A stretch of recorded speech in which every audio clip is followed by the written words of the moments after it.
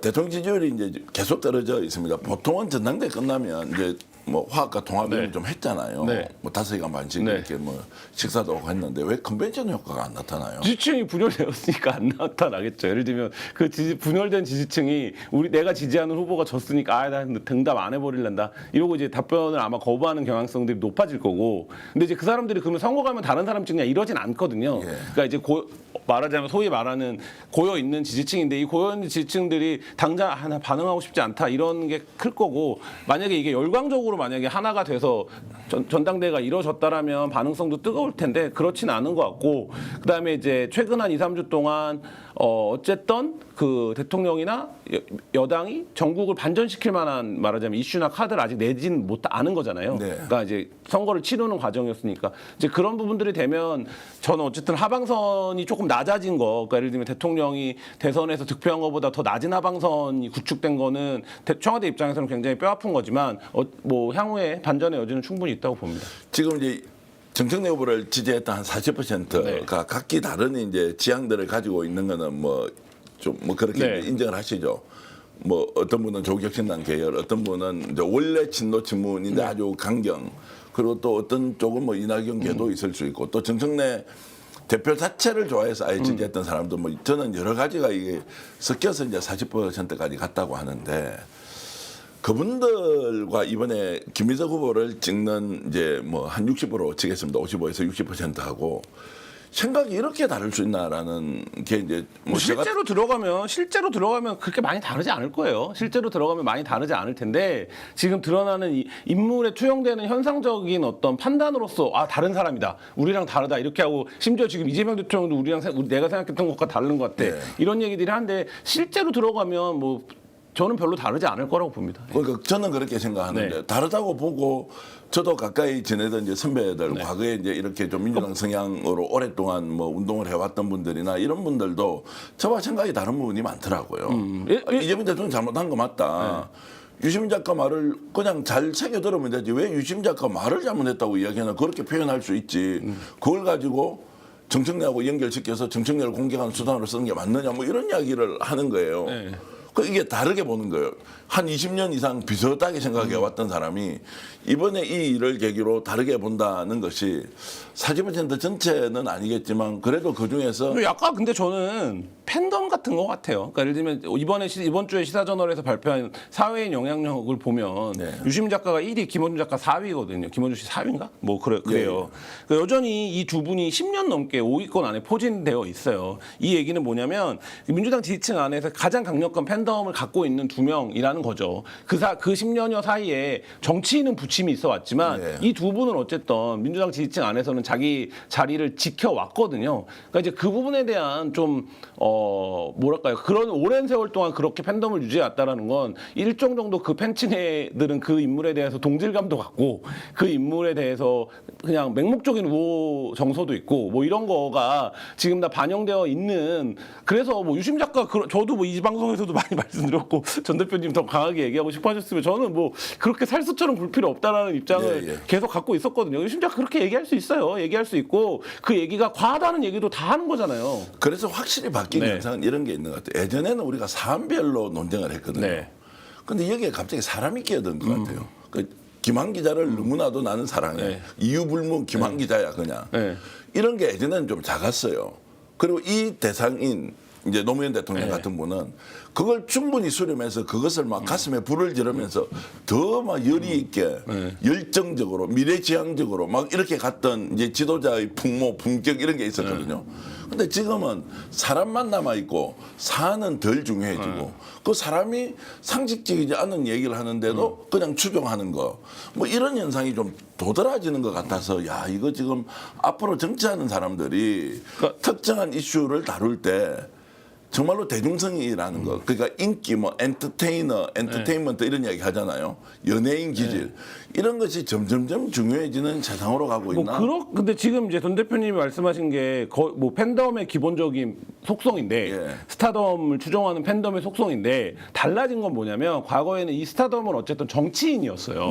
정치인으로 표상이 됐어요. 그래서 이 정치인을 지지하는 저 스피커도 내가 좋아하는 거였는데, 이재명 정부 들어와서 굉장히 달라진 건 뭐냐면 정치인이 스타덤이 되는 게 아니라 저는 지금 정청래가 스타가 아닌 것 같아요. 네. 이 상황을 만든 건 김호준과 유시민인 거죠. 네. 그러면 뭐가 된 거냐면 이 스피커가 그냥 스타가 된 것 같아요. 네, 예. 그래서 과거에는 정치인이 스타일 때는 뭐 그 설명 가능하죠. 네, 근데 지금은 그게 아니라 이 스피커가 스타인 것처럼 이제 표상화돼 갖고 이 스피커가 뭐라고 하는지 이 스피커 말에 동의하는지 안 하는지 이걸로 전선을 가르니까 네. 이건 조금 다른 경향성인 것 같아요. 그러면 이제 그렇게 보면 어쨌든 바깥에서 영향력이 큰 인물의 한마디에 네. 정치가 이제 휘둘리는 상황까지 왔다. 그러니까 그게 말하자면 아침에 뭐 뉴스공장에 가서 그거를 해 뭐 다 출연한다 뭐 머리를 조아린다 이런 보수 쪽에서 비판이 나왔잖아요. 그 경향성이 이제 그걸로 자리매김한 것 같아요.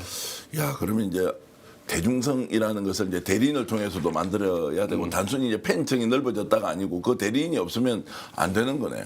그래서 이제 막 선거가 끝난 이후에 해석할 권력을 기다린다 이런 표현을 이제 김어준 씨도 쓰더라고요. 근데 이제 그 본인은 그렇게 정말 생각하는지 모르겠는데 뭐 그런 게 필요한가? 저는 이제 그런 생각은 했거든요.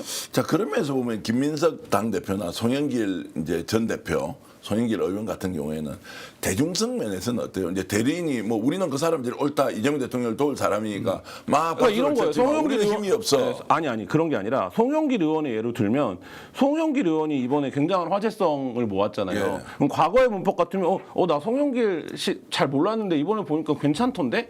그래서 이게 이제 더디 가는 거예요. 자기한테 구축된 이미지로 더디 가는 거예요. 근데 지금 상황을 그냥 현상적으로 빗대서 얘기해 보면 누가 송영길이 대단하다고 얘기해줘야 대단해지는 것처럼 되는 거예요. 근데 예, 예. 모든 사람들이 이걸 봤을 때 감상이 있잖아요. 예. 그럼 그 감상이 내가 저 정치인을 바라보는 감상인데 그게 아니라 어떤 중간에 껴있는 매개자들이 이건 너무 대단한 일이야. 너무 대단하다. 이렇게 말해줘야 대단해지는 건 아니거든요. 그래요? 네. 근데 이제 지금 마치 그런 상황이어야 대단한 것처럼 사람들이 인식하고 이렇게 말하는 사람이 더 대단해. 이렇게 지금 바라보는 것 같은 걸로 해석이 돼서 저는 좀 약간 이거는 뭔가 이런 생각은 합니다. 그러니까 제가 이제 직감에서 네. 오는 이런 네. 이제 대화보다는 이런 것들을 좀 사회학자나 또는 이제 심리학자들이 분석을 좀 해서 연구가 좀 필요한 것 같아요. 그러니까 유권자들이 네. 또 정치 공안여청이 반응하고 있는 방식에 대해서는 한번 잘 봐야 한다. 하여튼 예전에 보지 네. 못한 현상이 생긴다.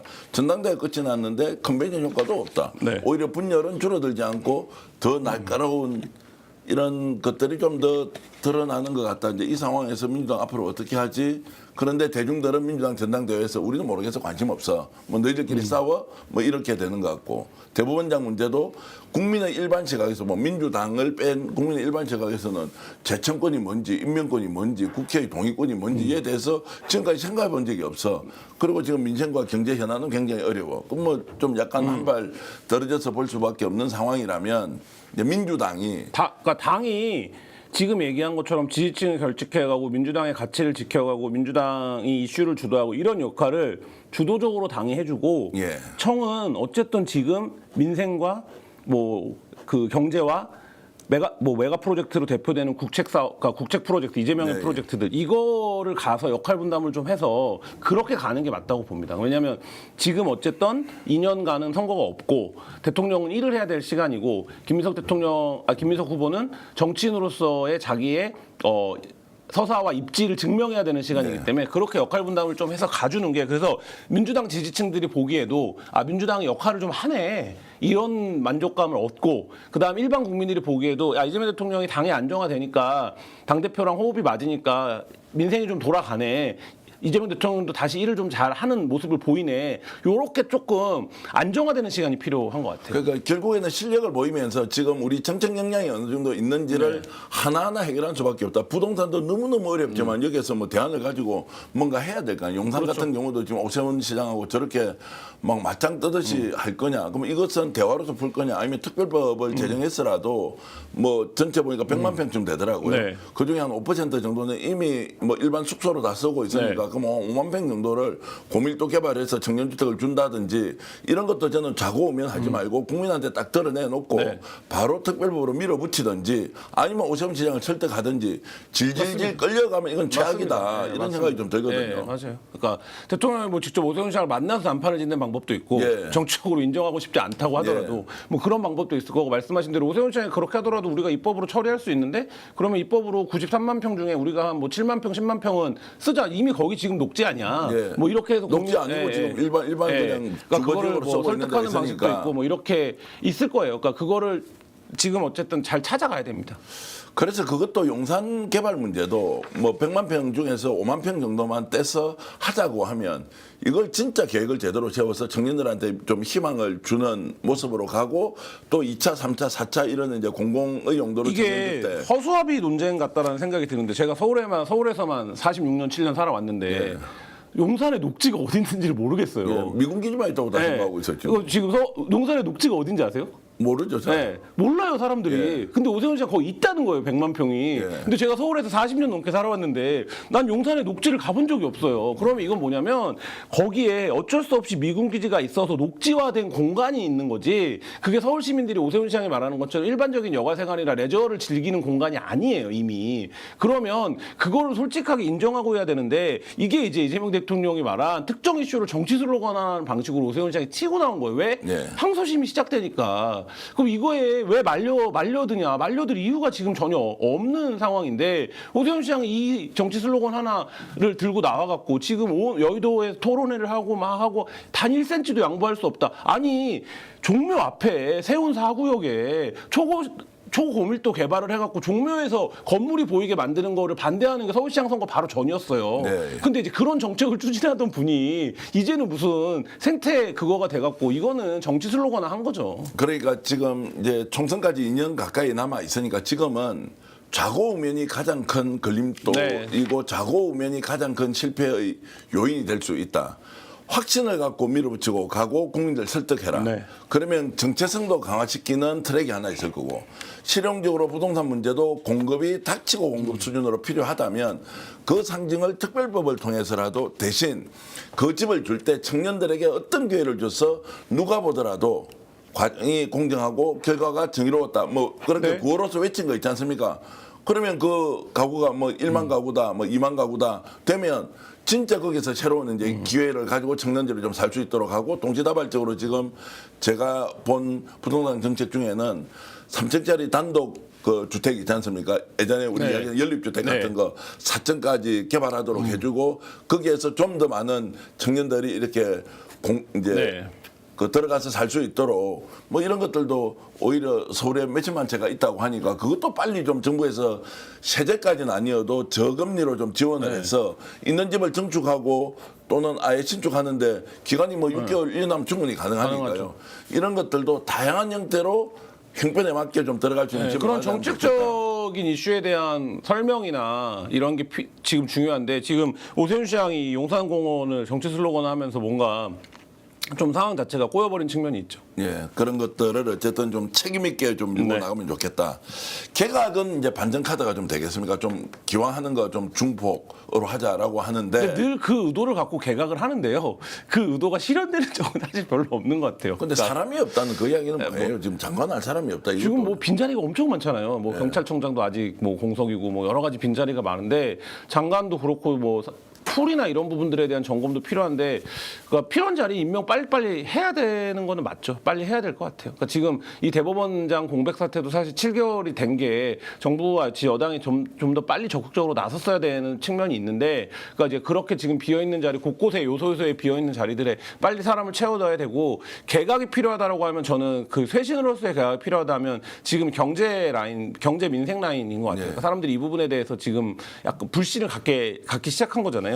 이 흐름을 좀 빨리 끊어야 된다. 관료보다는 오히려 좀 전문성을 가지고 있는 정치인들이 드러나는 것이 오히려 책임 있게 좀 추진할 수 있는 것이 아닌가요? 대통령 또 부담도 좀 줄여. 뭐 그렇게 볼 수 있죠. 위기라고 보면 그게 나을 수 있죠.